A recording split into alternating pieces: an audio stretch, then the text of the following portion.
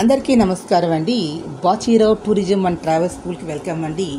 ఈరోజు మన వీడియోలో మెరైన్ టూరిజం. ఇది ప్రాచీన భారతదేశంలో అందరూ కూడా సముద్ర మార్గాల ద్వారా ప్రయాణం చేసేవారు. అప్పుడు రైళ్ళు, బస్సులు, కార్లు, విమానాలు లాంటివి లేవు. మళ్ళీ ఇప్పుడు అదే రకమైనటువంటి ఈ క్రూయిజ్ భారత్ మిషన్ని 2029 దేశంలో క్రూజ్ ప్రయాణికుల సంఖ్యను 10 లక్షలకు పెంచాలనే లక్ష్యంతో ఈ క్రూజ్ భారత్ మిషన్ అనేది ప్రారంభించారు. ఇది క్రూజ్ భారత్ మిషన్ భాగంగా క్రూజ్ పర్యాటకాన్ని కేంద్ర పర్యాటక శాఖ ఒక కొత్త పాలసీ అనేది కూడా దీని మీద ఇటీవల తీసుకువచ్చింది. ఈ తీసుకొచ్చిన పాలసీ ఏంటంటే మనం సముద్రంలోనే ప్రయాణం చేయడం అనేటటువంటిది. అంటే సముద్రంలో ఓడ మీద ఒక అధునాతనటువంటి సౌకర్యాలన్నీ ఉన్నటువంటి ఒక ఓడ, ఒక 12-14 అంతస్తులు ఉన్నటువంటి ఈ క్రూజ్ మీద అందరూ కూడా ప్రయాణం అనేది అంటే ఒక రకమైన మధురానుభూతి. ప్రకృతిలోని సూర్యోదయాన్ని, సూర్యాస్తమయాన్ని, అదేవిధంగా సముద్రం జలచరాలను సమీపంగా చూస్తూ 2-3 రోజులు అందులోనే గడుపుతూ ఆ యొక్క ఓడలోనే అక్కడే హోటల్స్ అని అన్ని సర్వం దాని నీటిలో తెలియని హోటల్ మాదిరిగా నీటిలో తేలాడుతూ ఉన్నట్లుగా ఒక అనుభూతి. అలా 2 మంది ప్రయాణించేటటువంటి ఒకటి. దీనికి ప్రయాణం ఖర్చు కూడా విమానం కన్నా తక్కువ.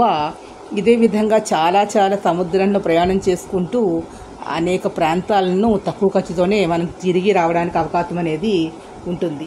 ఇది అంటే సెలవులు వచ్చినప్పుడు, ఒక వారం రోజులు సెలవులు వచ్చినా, వారాంతం 2-3 రోజులు సెలవులు వచ్చినా అందుబాటులో ఉంటూ, పూర్వకాలం అయితే అందరూ కూడా దేవాలయాలకి కార్లు, బస్సుల్లో వెళ్ళేవారు. అడవి ప్రాంతాలని, హిల్ స్టేషన్స్ని సొంత కారుల్లోనూ బస్సులోనూ వెళ్తూ ఉండేవారు. కొన్ని చోట్ల ట్రైన్స్ కూడా, ఊటీ లాంటి ప్రాంతాల్లో ట్రైన్స్లో కూడా వెళ్ళేవాళ్ళు, కొడైకెనాల్ లాంటి.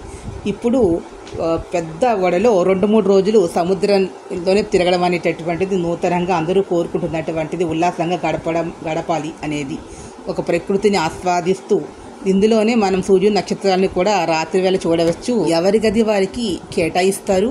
అదేవిధంగా ఆ గదిలోనే వారంతా కూడా ఫ్యామిలీతో ఉండొచ్చు. ఒక ఫ్యామిలీకి ఒక గది, ఒక వంటిల్లు, ఒక డైనింగ్ హాల్ లాంటివి కూడా ఏర్పాటు చేస్తారు. అలా ఒక గది, 2 గదులు, 3 గదులు, ఒక ఫ్యామిలీతో ఒక 5 రూమ్స్లో ఉండేవాళ్ళు ఉండొచ్చు.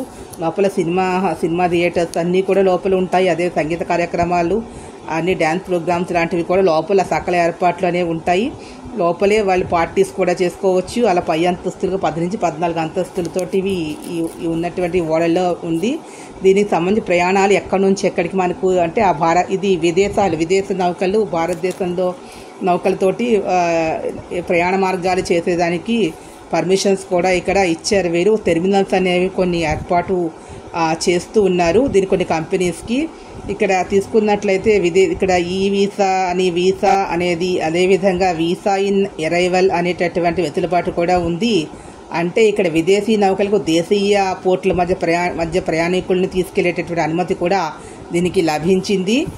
ఇక్కడ తీసుకున్నట్లయితే ఇక్కడ మన ఆంధ్రప్రదేశ్లో, భారతదేశంలో చెన్నై, విశాఖపట్నం, గోవా వంటి తీర నగరాలకు సంబంధించి ఇక్కడ టెర్మినల్ని కూడా ఏర్పాటు చేస్తూ ఉన్నారు. కొన్ని ఏర్పాటు అయినాయి. ఈ క్రూజ్ ప్రయాణంలో రెస్ట్ విశ్రాంతిగా ఉండొచ్చు, సాహసాలు కూడా చేయొచ్చు, సముద్రాన్ని మొత్తం కూడా అనుభూతిని పొందవచ్చు. ఫోటోగ్రఫీస్ కూడా చాలా బాగుంటుంది. బ్యాక్ డ్రాప్ వంటి ఆకర్షణలు కూడా ఇందులో ఉన్నాయి. అదేవిధంగా ఇక్కడ ముంబై, కొచ్చిన్, లక్షద్వీప్, ముంబై, గోవా, లక్షద్వీప్, ముంబై, లక్షద్వీప్, గోవా, లక్షద్వీప్, ముంబై, కొచ్చి, లక్షద్వీప్, ముంబై ఈ రూట్లో క్రూజులు పెద్ద ఎత్తున ఆల్రెడీ నడుస్తూ ఉన్నాయి.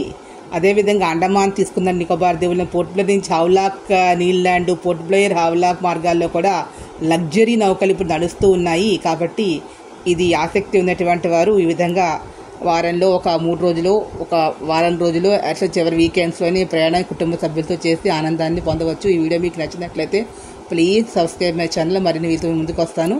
Thank you to all.